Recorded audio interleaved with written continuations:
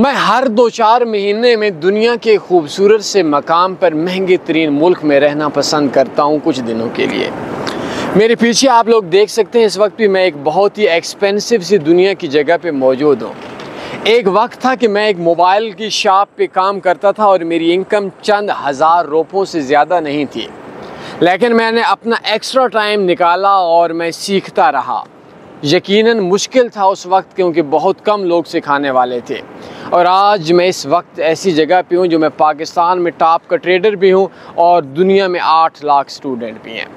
आप लोग जो भी काम करते हो, 2 ऑप्शन देता हूँ, एक फ्री कोर्स देता हूँ, वो आप देख लो, अच्छी बात है, 10% लोग उससे कामयाब होते हैं। दूसरा, हमने एक नया सिस्टम शुरू किया है लोगों की कामयाबी के लिए, और वो है 1-to-1 कोर्स। एक बंदा आपको कोर्स ऑनलाइन जूम वगैरह पे सिखाएगा।